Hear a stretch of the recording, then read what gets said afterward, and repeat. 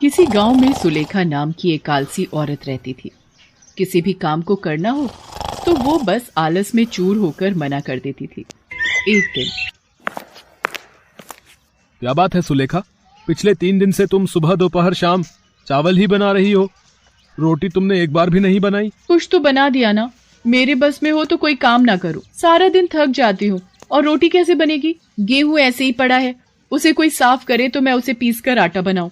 तुम्हारे पास तो फुर्सत है नहीं, सारा दिन मैं खुद ही घर में अकेली लगी रहती हूँ। क्या तुमने अभी तक आटा नहीं पीसा? मुझे ही ये काम करना होगा। अच्छा जाओ, जरा एक गिलास सत्तू ही बनाकर पिला दो। खेत पर बहुत गर्मी थी, मारे गर्मी के पसीने बह रहे हैं। अच्छा, गर्मी सिर्फ तुम्हें ही लगती है, मुझे तो लगती नहीं है। मैं भी अभी रसोई में दाल भात बनाकर आई हूँ, अभी बैठी हूँ। बिल्कुल अभी आकर, समझे? एक पल भी नहीं हुआ है और तुम आते से मेरे ऊपर हुक्म चलाना शुरू हो गए। जाओ, जाकर खुद बना लो सत्तू, और हाँ, एक गिलास मेरे लिए भी बना देना, मुझे भी बहुत प्यास लगी है। यह कैसी आलसी बीवी मेरे पल्ले पड़ गई है, जब भी कोई काम कहो साफ मना कर देती है।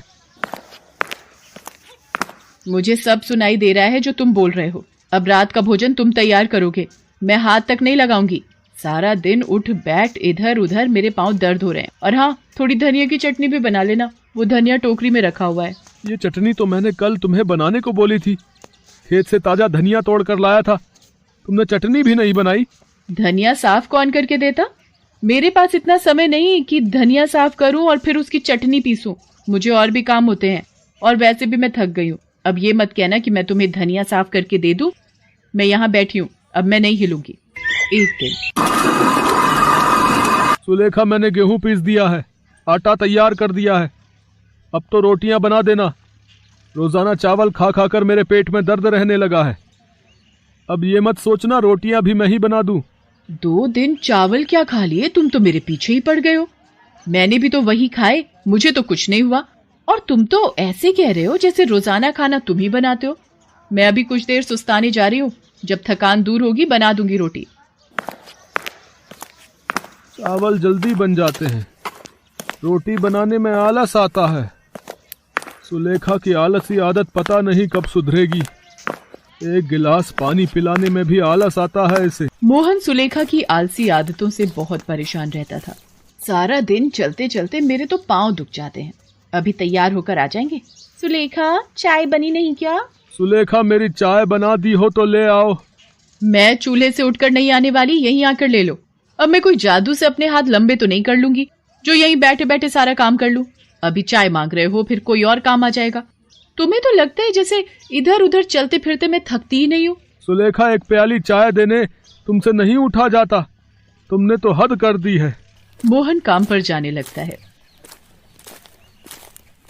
बेटा, अम्मा को कोई भिक्षा देगा, बहुत भूख लगी है। रुको अम्मा, मैं अभी अपनी पत्नी को आवाज लगाता हूँ। सुलेखा, बाहर इन अम्मा को जरा कुछ खाने को दे जाओ, मैं खेत पर निकल रहा हूँ। 2 मिनट तसल्ली से नहीं बैठ सकती, फिर उठा दिया। क्या हुआ बेटी, तुम परेशान क्यों हो रही हो?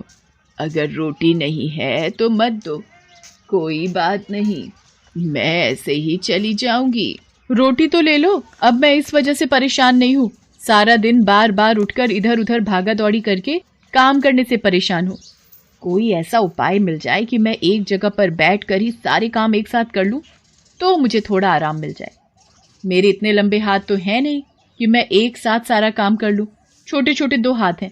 आप ही बताओ कितना काम कर लूंगी? अच्छा, तो ये बात है। अगर तुम्हारे हाथ लंबे हो जाएं तो तुम खुश रहोगी, तुम्हारी सारी परेशानी दूर हो जाएगी। अरे, फिर तो मजा ही आ जाएगा। अगर मेरे हाथ लंबे हो गए तो मैं तो कोई भी काम बैठे बैठे चुटकियों में कर लूंगी। ठीक है, फिर आज से तुम्हारे हाथ लंबे हो जाएं।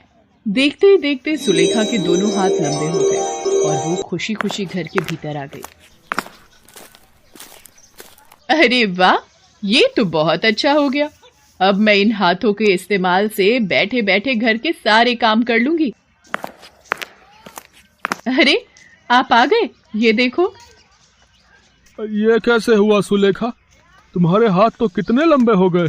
ये सब उस बूढ़ी माँ ने किया है। सुलेखा मोहन को सारी बात बताती है, जिसे सुनकर मोहन भी हैरान रह जाता है। अब तो सुलेखा घर के सारे काम अपने लंबे हाथों से बैठे बैठे ही कर लिया करती थी, और अब मोहन भी उसे कुछ नहीं कहता था। गांव के सब लोगों को पता था कि सुलेखा के हाथ लंबे हैं। गांव के सब लोग सुलेखा को लंबे हाथ वाली बहू कहते थे। एक दिन क्या हुआ, ये दाई माँ क्यों आई थी सुलेखा? क्यों आई थी? इसलिए आई थी कि कि क्या सचमुच जो मैं सोच रहा हूँ वो सच है? हाँ जी, हम दोनों माँ बापू बनने वाले हैं। अब से तुम अपना ख्याल रखना, ज्यादा काम नहीं करोगी, सिर्फ आराम करना। आप फिक्र क्यों करते हो जी? मेरे ये लंबे हाथ किस दिन काम आएंगे? इनकी सहायता से मैं तो बैठे बैठे सारे काम कर लिया करूंगी। और फिर सुलेखा अपने लंबे हाथों के इस्तेमाल से सारा काम आराम से कर लेती थी। धीरे धीरे दिन बीतने लगे और 9 माह के पश्चात सुलेखा ने एक सुंदर से बेटे को जन्म दिया।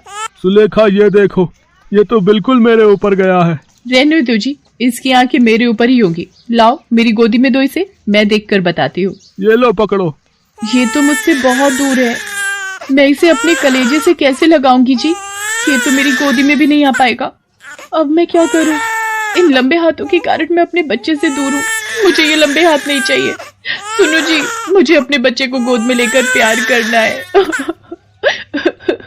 सुलेखा फूट फूट कर रोने लगती है। चुप हो जाओ सुलेखा, तुमने खुद ही तो ये इच्छा मांगी थी, अब क्या हो सकता है? हे भगवान, मैं अपना फायदा देखने निकली थी, मैंने सही गलत के बारे में नहीं सोचा। अरे, तुम तो आज भी दुखी हो। मैंने सोचा इधर से गुजरते हुए तुम्हारा हाल चाल पूछ लूं। लंबे हाथ मिलने की वजह से अब तुम्हारी सारी परेशानियां दूर हो गई होंगी, पर तुम रो क्यों रही हो? अम्मा जी, मुझे ये लंबे हाथ नहीं चाहिए। मेरे बच्चे को मैं अपनी गोद में नहीं खिला सकती, अपने कलेजे से नहीं लगा सकती। मैं इन लंबे हाथों का क्या करूंगी? आप कृपा करके मेरे हाथ पहले जैसे कर दो, ताकि मैं अपने बच्चे को माँ की गोद दे सकूं। ईश्वर ने हमें जो दिया है, जितना दिया है, हमें उसी में खुशियां ढूंढनी चाहिए। तुमने बिना सोचे समझे लंबे हाथ मांग लिए और अपना फायदा देखा, पर नुकसान नहीं सोचा। हमें किसी भी बात के फायदे और नुकसान दोनों पहलू सोचने चाहिए। अब रोना बंद करो, देखो तुम्हारे हाथ पहले की भांति हो गए हैं। शुक्रिया अम्मा, अब मैं अपने बच्चे को गोद में खिला सकती हूँ। सुनो जी, मेरे हाथ ठीक हो गए, मेरे बच्चे को मेरी गोद में दो। सुलेखा के हाथ पहले जैसे हो गए और बूढ़ी अम्मा वहां से गायब हो गई। सुलेखा को अपनी गलती का एहसास हो गया था। उसे समझ आ गया था कि हर बात के 2 पहलू होते हैं। यदि फायदा होता है तो नुकसान भी होता ही है।